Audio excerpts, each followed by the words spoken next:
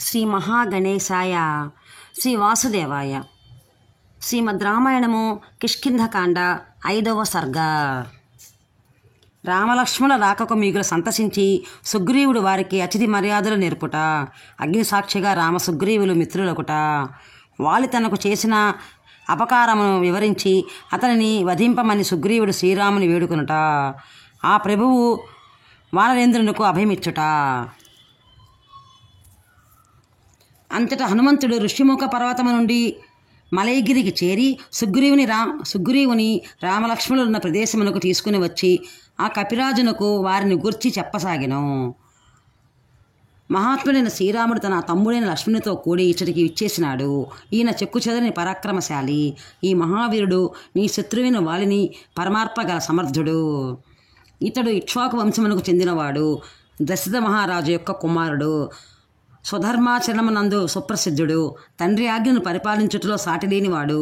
నియమ నిష్ఠలతో అరణ్యమునందు ఈ మహాత్ముడు నివసించుండగా ఈయన భార్యను రావణుడు అపహరించుకుని పోయిను.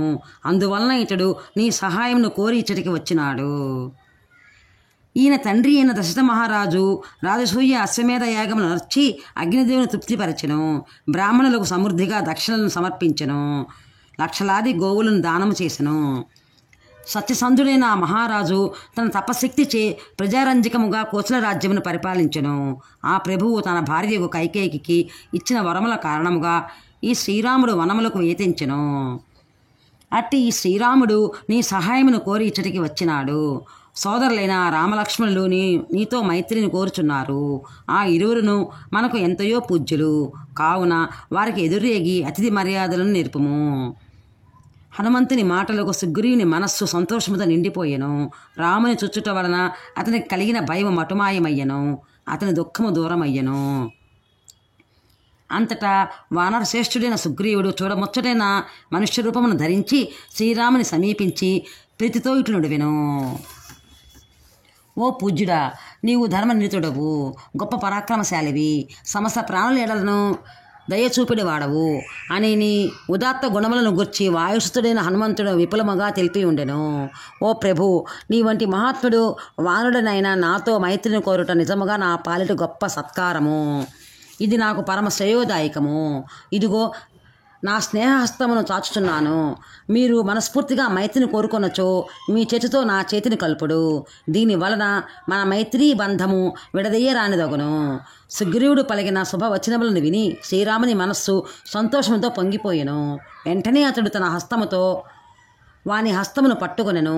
నిర్మలమైన ఆ మైత్రిని పురస్కరించుకొని శ్రీరాముడు అతనిని గాఢముగా కౌగులించుకొనెను. అంతటా శత్రువులను పరిమార్చుటలో సమర్థుడైన హనుమంతుడు భిక్షు రూపమును త్యజించి తన వానరూపమును స్వీకరించెను. మిక్కిలి చావగల 2 జమ్మి కర్రలతో మధించి అగ్నిని సిద్ధము చేసెను. పిదప వాయుసుతుడు ప్రజ్వలించుచున్న ఆ అగ్నిని పువ్వులు మున్నగు వానితో నిష్ఠతో అర్చించి పరమ సంతోషముతో దానిని ఇరువురి మధ్య నుంచెను. అప్పుడు రామసుగ్రీవులు పరస్పరము హస్తములను పట్టుకొని ప్రజ్వలించుచున్న అగ్నికి ప్రదక్షిణములు నర్చిరి. అట్లు వారు అగ్ని సాక్షిగా మిత్రులైరి. స్నేహబంధముతో మిగుల సంబరపడుచున్న రామసుగ్రీవులు సౌహార్దముతో ఒకరినొకరు ఎంతగా చూసుకొనెను. వారికి తనివి తీరకపోయెను. ఓ రాఘవ, నీవు ఈనాడు నాకు ప్రాణమిత్రుడవైతివి. దీనివల్ల నా హృదయం ఉప్పొంగిపోవచ్చున్నది. ఇప్పటి నుండి సుఖదుఖముల్లో మనం ఇరువురము ఒక్కటయే అని సుగ్రీవుడు పట్టరాని సంతోషమున శ్రీరామునితో నుడివెను. అంతటా సుగ్రీవుడు బావుగా ఆకులతో పువ్వులతో నిండి ఉన్న మద్ది చెట్టు కొమ్మను విరిచి దానిని ఒక ఆశ్రమగా చేసి శ్రీరామునితో కూడి దానిపై కూర్చుండెను. పిమ్మట హనుమంతుడు విరబూసి ఉన్న చందన వృక్షము యొక్క ఒక కొమ్మను సంతోషంతో తీసుకుని వచ్చి లక్ష్మణునికై ఆశ్రమను ఏర్పరిచెను. ఆశ్రమపై లక్ష్మణుడు కూర్చుండెను. అంతటా సుగ్రీవుడు మిగులు సంతసించిన వాడై శ్రీరాముని ప్రశంసించుతూ మృదు మధురముగా ఇట్లు పలికెను. ఆ సమయమున శ్రీరాముని అన్నదండలు లభించినందులకు సంతోషము, వాలి భయము వీడినందున వేకులపాటు సుగ్రీవుని కన్నులలో స్పష్టముగా గోచరించుండెను. శ్రీరామ, మా అన్నయ్యకు వాలి నన్ను వంచించి నా రాజ్యమును నా భార్యను కూడా దౌర్జన్యముతో లాగికొనెను. నేను నిరంతరము భయముతో వణికిపోవచ్చున్నాను. దుర్గమమైన ఈ వనమునకు వాలి రాజాలుడు గాన ఇది సురక్షితమని భావించి ఇచ్చట చెరించుచున్నాను. ఓ రాఘవ, మా అన్న నాతో వైరము పూని నన్ను అచ్చట నుండి పారద్రోలెను. అట్లు మిగుల భయకంపితుడనై మానసిక ఆందోళనకు లోనై ఈ వనమున వచించుచున్నాను. ఓ మహానుభావ, వాళ్ళ వల్ల నేను మిగుల భయార్థుడనై ఉన్నాను. ఓ కాకుచ్చ, నాకు అభయమిచ్చి నాలోని భయమును పోగొట్టము. సుగ్రీవుడిట్లు పలుకగా మిక్కిలి బలశాలియు ధర్మజ్ఞుడును ధర్మనేతడును అయిన శ్రీరాముడు చిరునవ్వుతో అతనికి ఇట్లు ప్రత్యుత్తరం ఇచ్చెను. ఓ కపీశ్వర, ఆపదలలో ఆదుకుని వాడే గదా మిత్రుడు. నీ భార్యను అపహరించిన వాలిని తప్పక తుది ముట్టించెదను. నా శరములు వాడి అయినవి, సూర్యుని వలె శక్తిమంతములు. రణరంగమున వాటికి తిరుగులేదు. గ్రద్ద ఈకలచే కట్టబడినవి, ఇంద్రుని వజ్రాయుధముతో సమానమైనవి. ఇవి పదునుతో మనదేలి ఉన్నవి, వంకరలేని కణుపులు గలవి, సర్పముల వై భయంకరమైనవి. అట్టి నా బాణములు వేగముగా సాగుచు దుర్మార్గుడైన వాలిని దెబ్బతీయగలవు. మహాసర్పం వలె తీక్షణములైన నా బాణముల ధాటికి వాలి నిహతుడై పర్వతం వలె నేల ఊలుచుండగా నేడు చూడగలవు. శ్రీరాముడు పలికిన మాటలను విన్న సుగ్రీవుడు అవి తనకు హితకరములే అగుట వలన మిగుల సంతోషించెను.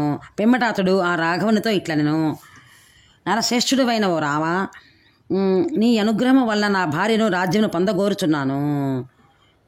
కనుక ఓ పురుషోత్తమ, తగున ఉపాయంను ఆలోచించి నాకు బద్ధశత్రువైన మా అన్నను నేడే హతమార్చము. శ్రీరామ సుగ్రీవులు పరస్పర ప్రేమతో మైత్రి సంభాషణ చేయుచున్నప్పుడు కమలముల వంటి సీతాదేవి యొక్క ఎడమ నేత్రము, బంగారు వన్నెగల వాలి యొక్క ఎడమ కన్ను, అగ్నిజ్వాల వంటి రావణుని వామనేత్రము ఒక్కసారిగా అదిరినవి. వాల్మీకి మహర్షి విరచితమే ఆదికావ్యమైన శ్రీమద్ రామాయణం నందలి కిష్కింధకాండనందు 5వ సర్గ సంపూర్ణము. జై శ్రీరామ్. ధన్యవాదములు.